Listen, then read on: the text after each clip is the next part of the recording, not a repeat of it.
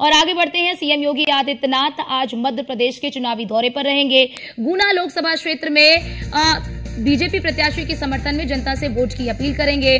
BJP प्रत्याशी ज्योतिरादित्य सिंधिया के लिए चुनावी प्रचार करेंगे।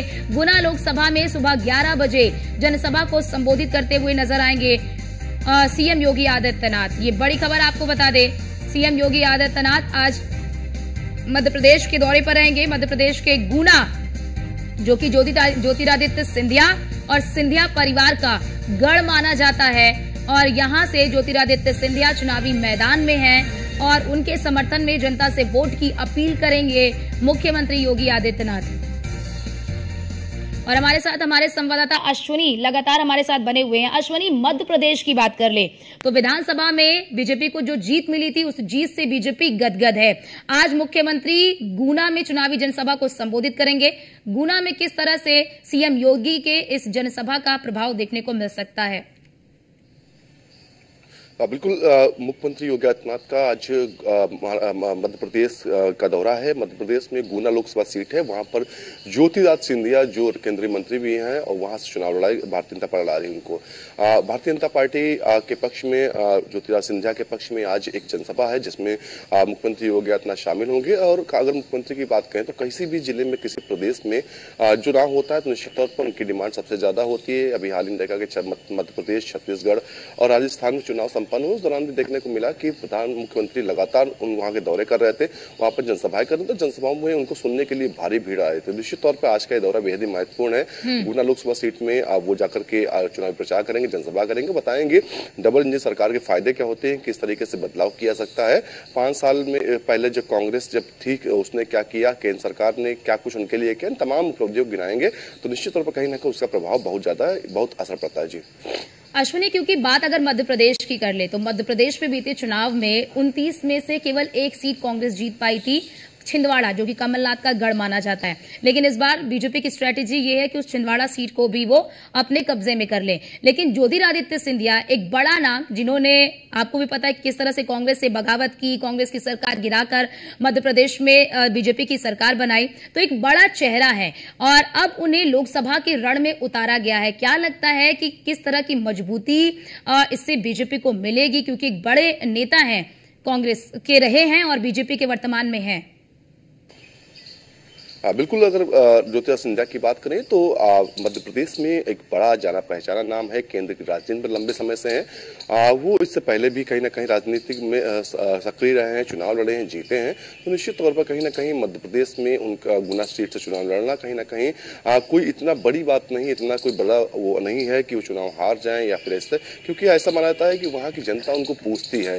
वो परिवार उनका जो रहा है, उनके पिताजी रहे, उनके दादा रहे, कहीं ना कहीं उस परिवार से जुड़ाव वहाँ की जनता का तो निश्चित तौर है। देखा गया है कि वो सक्रिय राजनीति में है, धीरे धीरे अपने बेटे को भी सक्रिय कर रहे हैं, चुनावी प्रचार उससे करा रहे हैं। तो निश्चित तौर पर कहीं ना कहीं अगले आने वाली पीढ़ी एक तरीके से कहा जा रहा है कि करने लगी है और राजनीति करने के लिए आने वाले जी बिल्कुल कहीं ना कहीं ये पारिवारिक विरासत होती है जो संभाल रहे हैं और जनता उसको स्वीकार कर रही है, उनको स्वीकार लगातार कर रही है। और साथ ही साथ तमाम लोग दिग्गज हैं जो उनके लिए प्रचार कर रहे हैं। अब जनता तय करेगी कौन हारेगा, कौन जीतेगा। लेकिन अगर स्थिति की बात करें तो उनकी स्थिति जो है गुना लोकसभा सीट पर काफी बेहतर मानी जा रही है। जी बिल्कुल बिल्कुल अश्विनी, आप हमारे साथ बने रहिए, आपके पास लौटते हैं।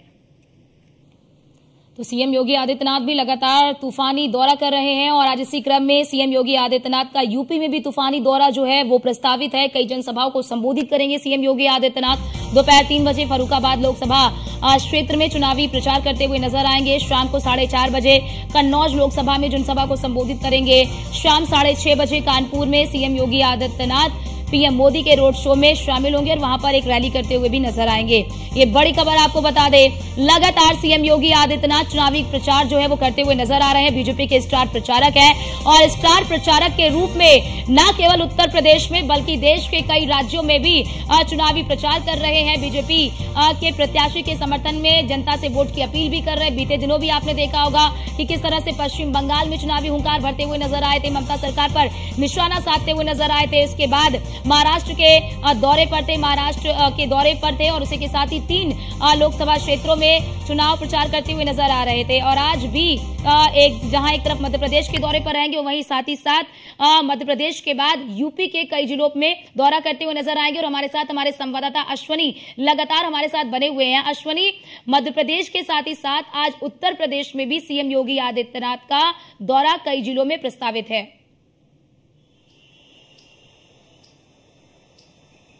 अश्वनी, आवाज आ रही है आपको?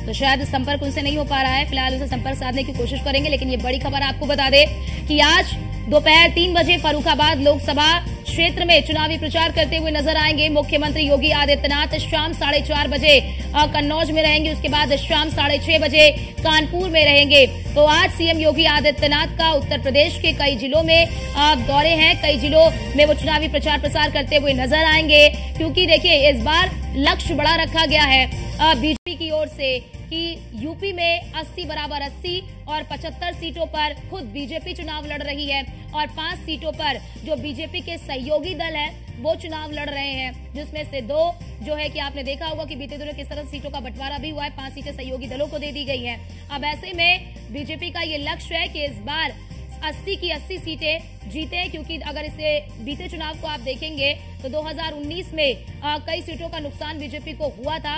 2014 में शानदार प्रदर्शन था, लेकिन 2019 में सीटें घटी थी। अब ऐसे में क्योंकि इस बार समीकरण इसलिए भी बदले हुए हैं क्योंकि आरएलडी बीजेपी के साथ है। पश्चिमी यूपी में कई चुनौतियां थी, लेकिन आरएलडी के साथ आने के बाद, आरएलडी के एनडीए में शामिल होने के बाद शायद ये माना जा रहा है, विशेषज्ञ ये मानते हैं कि बीजेपी की वो चुनौतियां कम हुई हैं। तो अब ऐसे में इस बार बदले हुए समीकरण को लेकर बीजेपी आत्मविश्वास से लबरेज नजर आ रही है। और क्योंकि सीएम योगी आदित्यनाथ ने खुद कमान संभाल रखी है, लगातार धुआंधार प्रचार प्रसार कर रहे हैं, चुनावी रैली कर रहे हैं, प्रबुद्ध सम्मेलन कर रहे हैं और जनसभा को संबोधित कर रहे हैं, जनता से संवाद स्थापित कर रहे हैं। किस तरह से केंद्र सरकार और राज्य सरकार जो है वो गरीब कल्याणकारी योजनाएं चला रही है और किस तरह से लोग इससे लाभान्वित हो रहे हैं। इन 10 सालों के कार्यकाल में, केंद्र सरकार के 10 साल के कार्यकाल में बीजेपी की ओर से क्या कुछ बड़े निर्णय लिए हैं, क्या कुछ क्रांतिकारी कदम उठाए गए हैं, क्या कुछ बड़े बदलाव किए गए हैं, उनको भी जनता के समक्ष रखा जा रहा है